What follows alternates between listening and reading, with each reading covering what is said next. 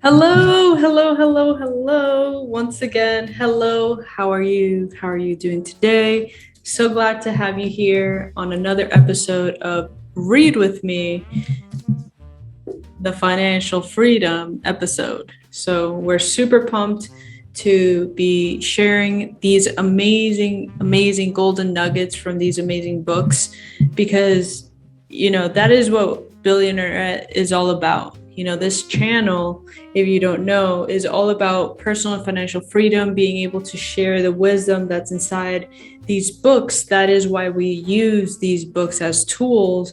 And we come every single weekend or every single week to actually share and do recap sessions with our entire community. So if you're not part of the Billionaire community, I highly encourage you to check out the description in the comments below because it is on fire.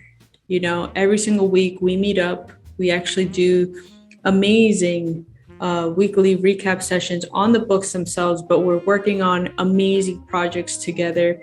And it's the community that actually drives the impact. So it's such an amazing way to not only give back to the community within that billionaire inner circle, but we're also doing a lot on financial freedom because we believe that having financial freedom allows you to just spread your wings and fly to however and wherever you want to go.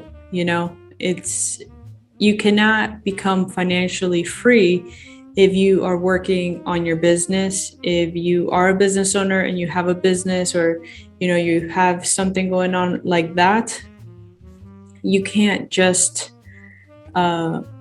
depend on that for financial freedom. You need ways to become an investor, and that's what we believe in. So that's what we help out a lot of the billionairettes in the community. And we do it through learning different ways of investing through crypto, through passive income opportunities, real estate. There's so much in the inner circle that is just like, it's ridiculous. So make sure to check that out. There's going to be a link in the description where you can actually see the entire scope of it. But in this video, we're going to go into the cash flow quadrant and start on chapter 1. So excited, so excited. We actually dove into the introduction and the preface the last couple videos. If you haven't checked that out, I highly encourage you to do so. There were some really, really great nuggets, a really awesome story, and also one of my favorite quotes that, is really, really, really strong. Let's just say that, did you know Robert had a sister? Well, check out the preface because you'll be surprised. All right. So without further ado, let's get into chapter 1. Why don't you get a job? That's the title. Okay. Awesome. To someone who values a job, it's difficult to explain why you might not want one. Indeed. In 1985, my wife Kim and I were homeless. We were unemployed and had little money left in our savings. Our credit cards were exhausted, and we lived in an old brown Toyota with reclining seats that served as beds.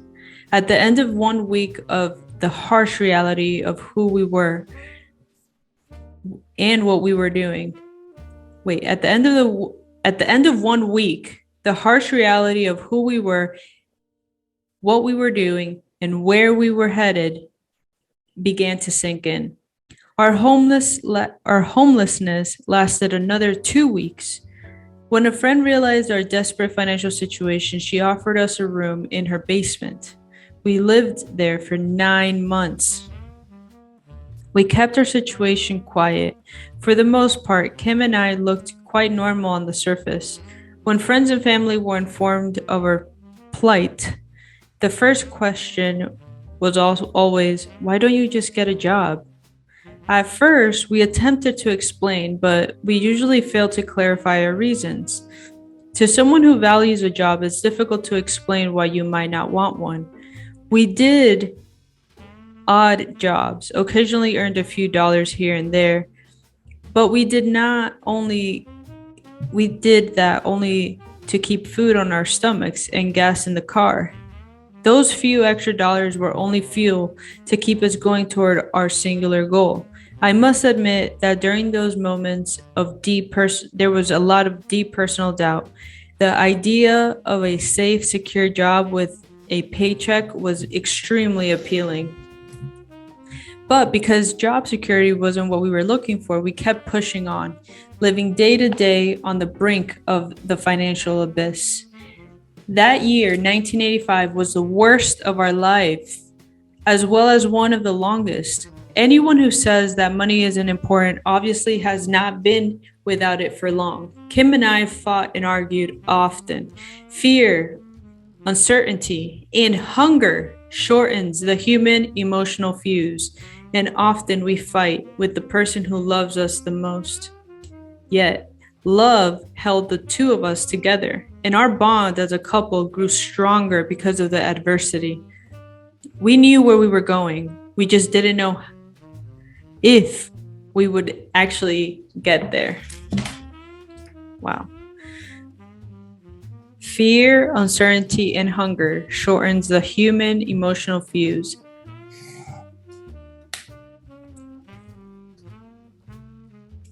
We knew we could always find safe, secure, high-paying jobs. Both of us were college graduates and with good job skills and solid work ethics. But we weren't after job security. We wanted financial freedom.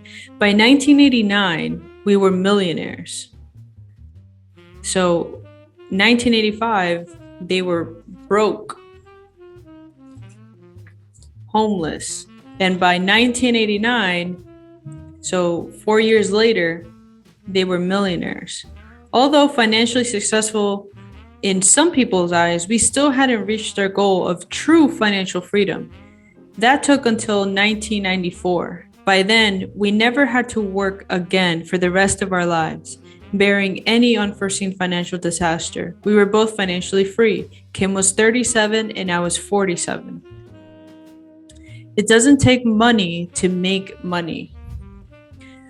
I started this chapter with a discussion about being homeless and having nothing in 1985, because I often hear people say it takes money to make money. I disagree. To get from homeless in 1985 to rich in 1989, and then to financially become free by 1994, it didn't take money. We had no money when we started, and we were actually in debt. It also doesn't take good formal education. I have a good college degree, and I can honestly say that achieving financial freedom had nothing to do with what I learned in college. I didn't find much demand for my years of studying calculus, spherical trigonometry, chemistry, physics, French, and even English literature to be of any good use. Many successful people have left school without receiving a college degree. People such as Thomas Edison, founder of General Electric, Henry Ford, founder of Ford Motor Company, Bill Gates, founder of Microsoft, Ted Turner, founder of CNN, Michael Dell, founder of Dell Companies, Steve Jobs, founder of Apple Computer, and Ralph Lauren, founder of Polo. A college education is important for traditional professions, but not for those people that actually find great wealth. They develop their own successful businesses, and that is what Kim and I were striving for. So what does it actually take? Well, I'm often asked, if it doesn't take money to make money and schools don't teach you how to become financially free, then what does it actually take? My answer, it takes a dream, a lot of determination, a willingness to learn quickly, and the ability to use your God-given assets properly, and to know which quadrant in the cash flow quadrant is the right one for you. That is how you become to generate income. Okay, so what is the cash flow quadrant? The diagram below in the cash flow quadrant, the letters in each quadrant represent E for employee, S for small business or self-employed, B for big business, and I for investor. Again, this is the exact diagram that he's showing in the book. From which quadrant do you generate your income? That's the question. The cash flow quadrant represents the different methods by which income or money is generated. For example, an employee earns money by holding a job and working for a person or a company. Self-employed people earn money for working for themselves. A money owner or a business owner owns a business that generates money. The investor earns money from their various investments. In other words, money generating money. Different methods of income generation, different frames of mind, different technical skills, different educational paths.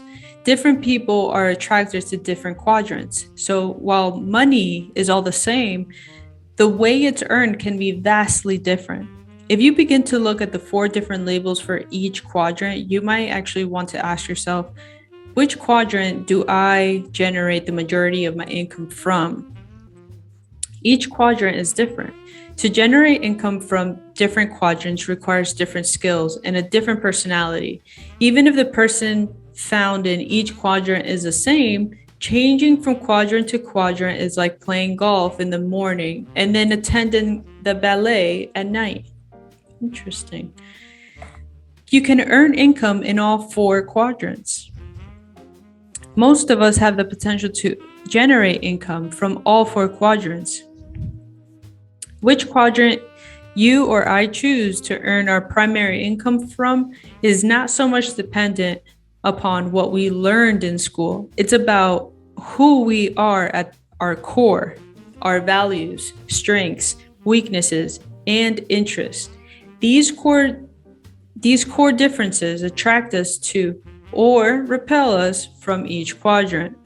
Yet, regardless of the type of work we perform, we can still work in all 4 quadrants. For example, a medical doctor could choose to earn income as an E and then join the staff of a large hospital or an insurance company, work for the government in the public health field, or become a military doctor. This same doctor could also decide to earn income as an S and start a private practice, setting up an office, hiring staff, and building a private list of patients. Or the doctor could actually decide to become a B and own a clinic or a laboratory and have other doctors on staff. This doctor would probably hire a business manager to run the organization. In this case, the doctor would own the business but not have to work in it. The doctor also would decide to own a business that has nothing to do with the medical field while still practicing medicine somewhere else. In this case, the doctor would be earning from income as both an E and as a B. As an I, the doctor could generate income from being an investor in someone else's business or in vehicles like the stock market, bond market, or even real estate. The important words are generate income from.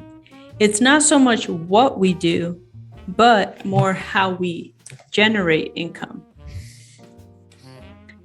So, different methods of income generation. More than anything, it's the internal differences of our core values, strengths, weaknesses, and interests that affect each quadrant we decide to generate our income from. Some people love being employees while others hate it. Some people love owning companies but don't want to run them.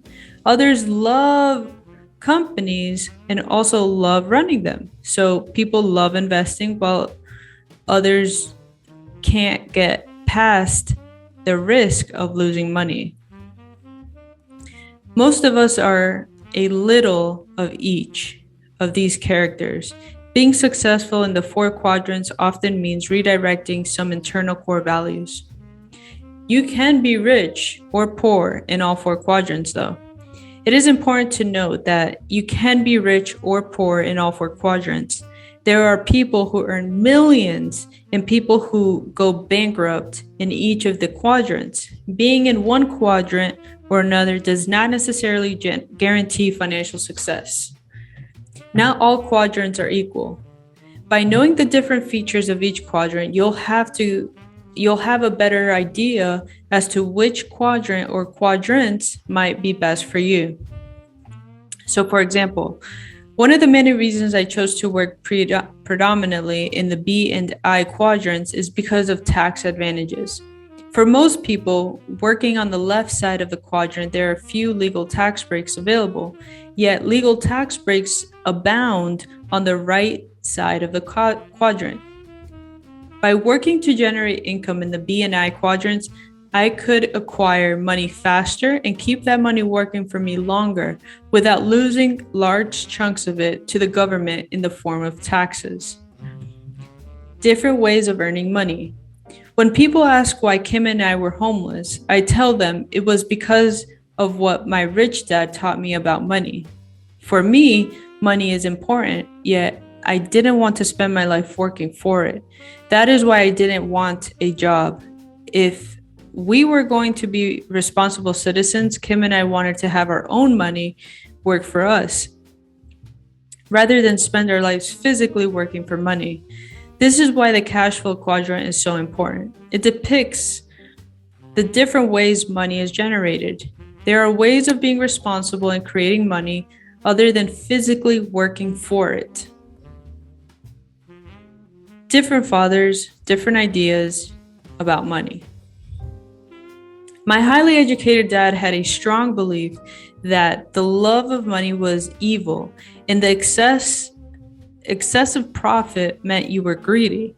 He felt embarrassed when the newspaper published how much he made because he felt he was overcompensated in comparison to the teachers who worked for him. He was a good, honest, hardworking man who did his best to defend his point of view that money wasn't important to his life. My highly educated yet poor dad constantly said, "I'm not that interested in money. I'll never be rich. I can't afford it. Investing is risky. Money isn't everything." Money supports life. My rich dad had a different point of view. He thought it was foolish to spend your life working for money and to pretend that money wasn't important. Rich dad believed that life was more important than money, but that money was important for supporting life. He often said, "You only have so many hours in a day and you can only work so hard. So why not have money work hard for you?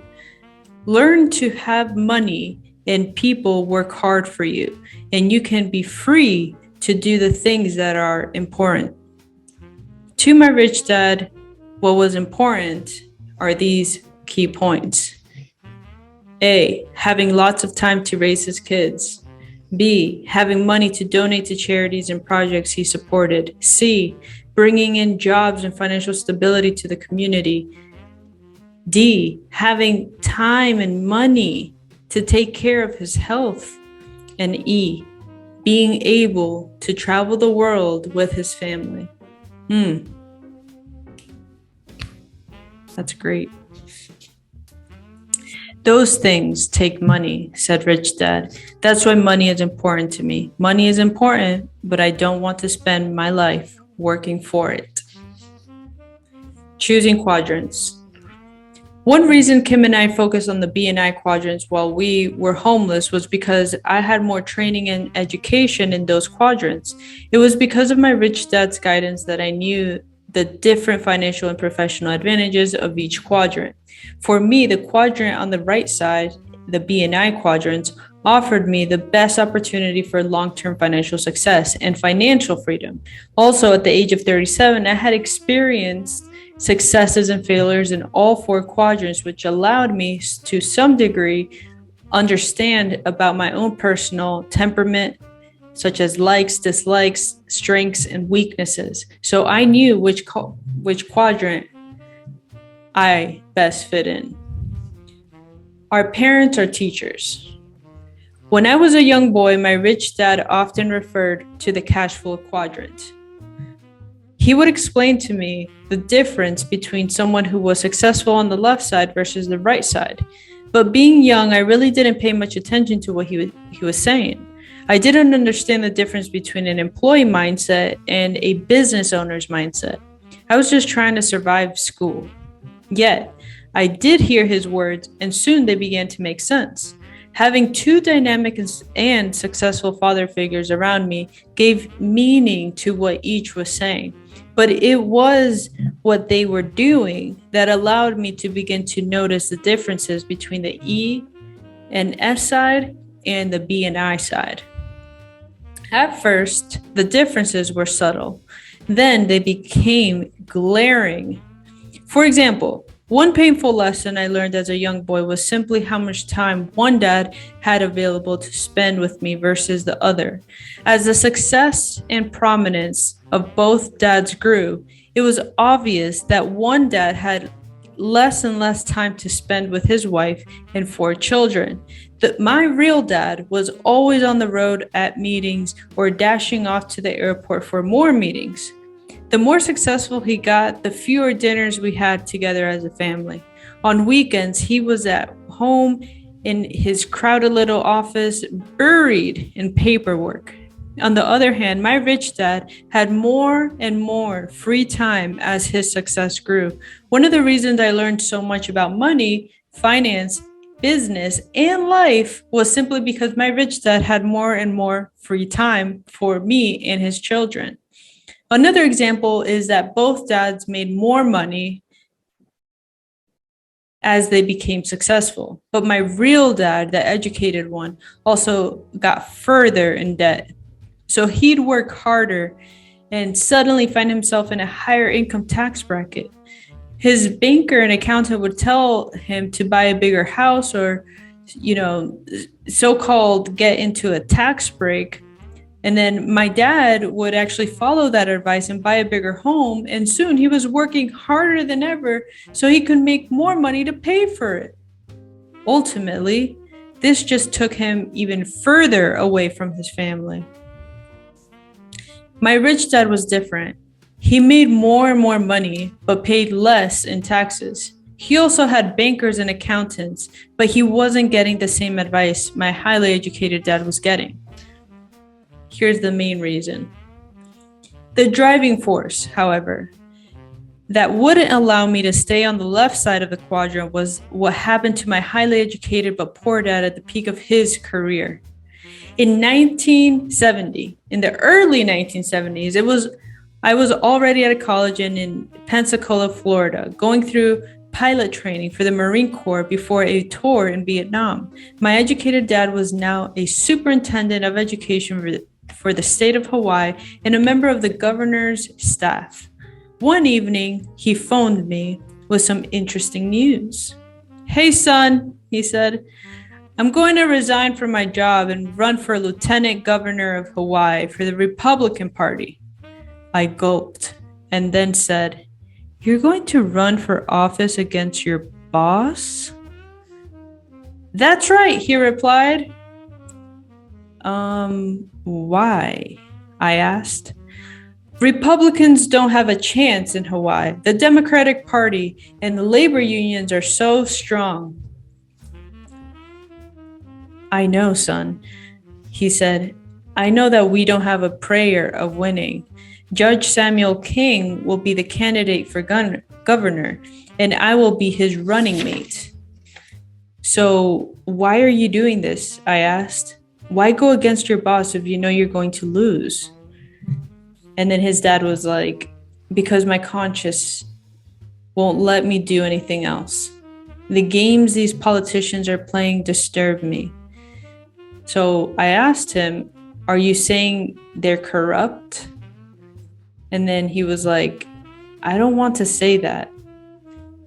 He was an honest and normal man, very moral, who spoke rarely bad about anyone. Yet I could tell from his voice that he was angry and upset when he said, "I'll just say that my consciousness bothers me when I see what goes on behind the scenes. I couldn't live with myself if I turned a blind eye and did nothing. My job and paycheck aren't as important as my conscience." After a long silence, I realized that my dad's mind was made up. Good luck, I said quietly. I'm proud of you for your courage, and I'm proud to be your son, I said to him.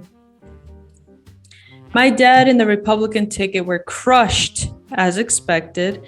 The re-elected governor sent the word out that my dad was never to work again for the state of Hawaii, and he never did. At the age of 54, my dad went looking for a job, and I was on my way to Vietnam. When he was middle-aged, my dad was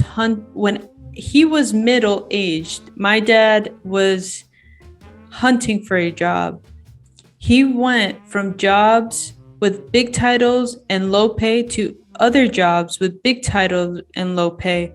He was tall, brilliant, and a dynamic man who was no longer welcome in the only world he knew, the world of government employees. He tried starting several businesses. He was a consultant for a while, and he even bought a famous franchise, but all his efforts failed. As he grew older and his strength slipped away, so did the drive to start over again. His lack of will became even more pronounced after each business failure. He was a successful E, trying to survive as an S, a quadrant in which he had no training or experience and for which he had no heart. He loved the world of public education, but he couldn't find a way to get back in. The ban on his employment in the state government was silently but firmly in place. If not for Social Security and Medicare, the last years of his life would have been a complete disaster. He died frustrated and a little angry, yet he died with a clear conscience.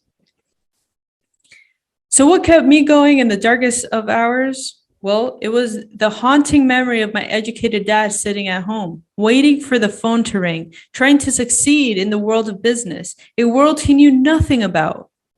That and the joyous memory of seeing my rich dad grow happier and more successful as his years went on inspired me. Instead of declining at the age of 54, rich dad blossomed. He had become rich years before that. But now he was becoming mega rich. He was constantly in the newspaper as a man who was building up Waikiki and Maui. His years of methodically building businesses and investing were paying off, and he was on his way to becoming one of the richest men in the island. Small differences become large differences. Because of my rich dad had explained the quadrants to me, I was better able to see the small differences grow into large differences when measured over the years a person spends working. Because of the cash flow quadrant, I knew it was better to decide not so much what I wanted to do, but more on who I wanted to become as my working years progressed. So in the darkest hours, it was this deep knowledge and the lessons from my both powerful dads that kept me going.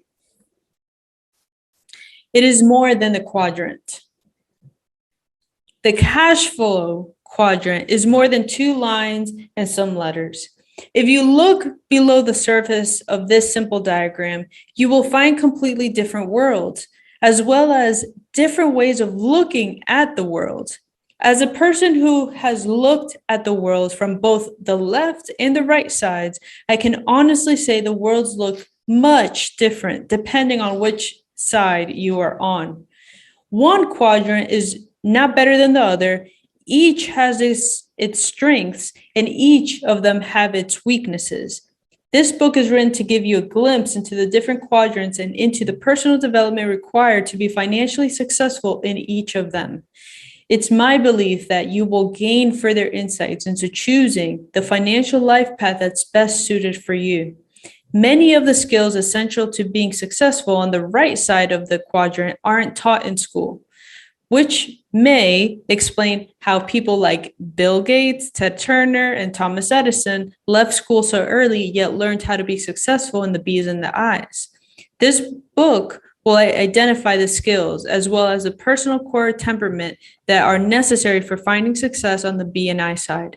First, I offer a broad overview of the 4 quadrants, and then I And then we will dive deeper into the B and I side, an in-depth focus.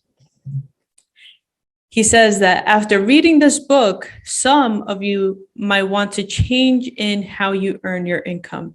And some of you will be happy to stay just where you are.